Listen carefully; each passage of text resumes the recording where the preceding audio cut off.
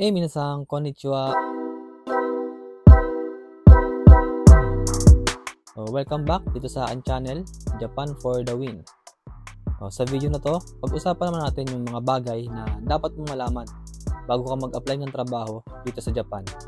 At huwag natin patagalin, let's start. So during application nyo pa lang sa agency, for sure, madami na kayong matututunan about dito sa Japan. At syempre, i-share ko din sa inyo yung mga experiences ko mula nung dumating ako dito almost 5 years ago, at lahat ng mga natutunan ko para magkaroon na rin kayo ng idea kung ano nga bang mga naghihintay sa'yo dito sa Japan. Okay, first, so sa mga hindi po nakakaalam, no placement fee dito sa Japan. So wala kayong babayaran na kahit ano sa agency. Even yung Japanese language training, libre po yun. Pero syempre, kailangan nyo pa din ng budget para sa ibang makakailanganin nyo, like requirements, medical, and kung stay in din kayo sa agency tulad namin on 5 years ago, kailangan nyo din magbayad para sa apartment for 4 months. Meron na nga pala ako mga upload about kung paano ko nag-apply ng work dito sa Japan at kung anong legit agency ang in-applyan ko para makapunta at makapagtrabaho dito sa Japan as technical intern trainee. Kaya kung interested ka, ilalagay ko ang link ng mga videos na yan sa description sa baba. Okay, next. After 4 months ng training din sa Pinas, lilipad na kayo papunta dito sa Japan. So, yun, welcome to Japan.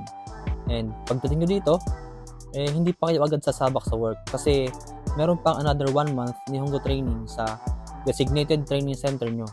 So, hindi nyo na din naman kailangan ng pocket money dahil may matatanggap na kayong allowance galing sa company nyo at yun ang gagastusin nyo hanggang makasweldo kayo.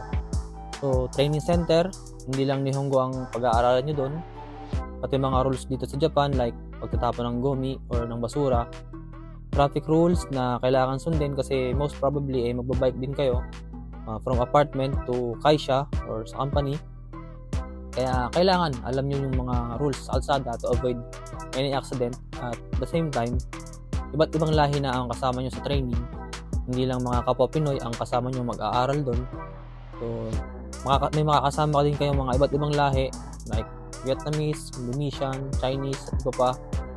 And hindi lang sa training, pati sa apartment nyo for 1 month, sila din ang mga kasama nyo doon. Kaya malaking adjustment ang mararanasan nyo at kailangan nyo makisama kasi syempre iba't ibang lahi, iba't ibang ugali at iba't ibang amoy. Ang advantage naman nung makakasama mo yung ibang lahi or yung ibang nationalities, para mas matuto tayong makibagay at makasalamuha sa ibang lahi. Kasi maaari or malaki talaga yung chance na may makasama din tayong ibang lahi sa trabaho. Next is yung seasons or yung panahon. Unlike dyan sa atin, sa Pinas, na almost whole year, mainit ang panahon. Dito, merong 4 na seasons at siguro alam na ito ng karamihan. So, ang mga seasons na yan ay yung spring, summer, autumn at syempre yung winter. Tingin ko, hindi naman kayo masyadong maninibago during summer. Kasi yun nga, sanay naman tayo sa mainit na panahon pero meron pa rin pagkakaiba ang summer ng Japan at summer ng Pinas. Kasi dito sa Japan, talagang mainit pag summer. Kung hindi ako nagkakamali, up to 40 degrees Celsius yung pinakamainit na naranasan ko dito. As in, init talaga. Tapos tuyong-tuyo yung summer dito, like halos walang hangin. Kaya sobrang init niya. Pero hindi siya malagkit sa katawan tulad dyan sa Pinas na malagkit pag pinawisan ka. Dito hindi naman. Talagang mainit lang. Pero ang pinakamahirap na adjustment para sa karamihan is during winter. Kasi yun nga, hindi naman tayo sanay sa sobrang lamig na panahon. So, up to negative 3 degrees Celsius ata yung pinakamalamig na naranasan ko dito sa lugar namin sa Aichi Prefecture. At may mga lugar pa dito sa Japan na mas grabe pa yung lamig tulad sa Hokkaido. And mahirap siya syempre sa una. As in, maninibago ka talaga. Pero sana yun lang din naman at pagtagal makaka-adapt din naman ang katawan nyo, pero kailangan nyo pa din malaman yun kasi para aware din kayo na mahirap din kapag winter. Kasi yung iba excited sa winter, which is ganun din naman ako dati. Pero yun nga, mahirap pa din at marami ang nagkakasakit sa una kasi nanibago ang katawan nila. Kaya huwag niyong kalimutan na magdala ng mga gamot pagpunta niyo dito sa Japan. May mga gamot din naman dito, kaso syempre pag bago pa lang kayo dito, mahirap bumili. Kaya kung may dala kayo kahit mga gamot sa ubo, sipon at sa lagnat, much better.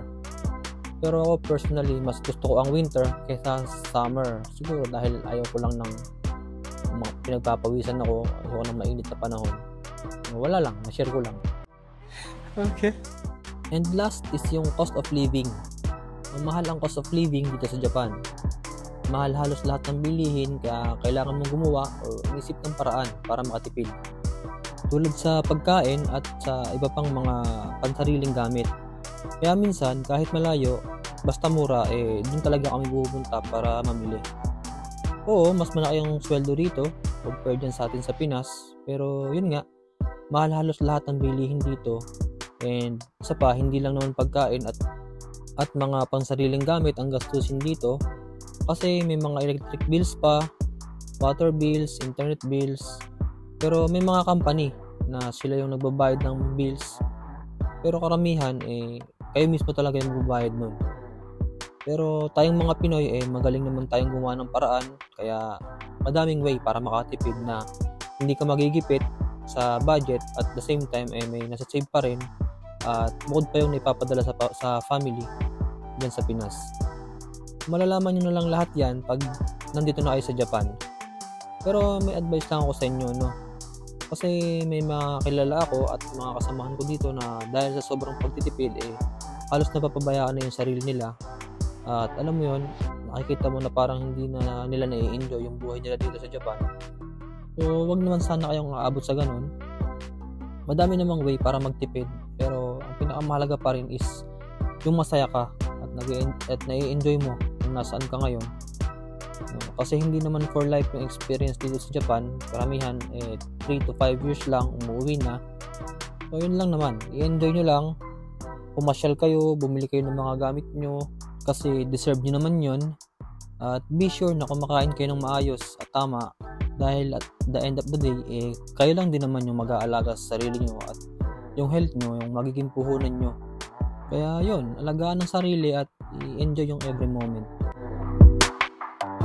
And yun, yung mga kailangan nyong malaman bago kayo mag-apply ng trabaho dito sa Japan. Masasabi ko lang sa inyo, kahit na hindi kasing laki ng sahod sa ibang bansa, like sa Canada, sa New Zealand, at iba pa, for sure, napakagandang experience pa rin ang mararanasan nyo dito sa Japan. At siguro, alam naman ng karamihan na isa ang Japan sa pinakamagandang bansa sa buong mundo. Kaya kung may chance ka na makapunta at makapagtrabaho dito, malaking opportunity pa rin yun. Kaya mahirap yung palampasin. So again, thank you sa panonood at baka naman pwedeng makahingi ng like and subscribe ka na kung nagustuhan mo tong video na to.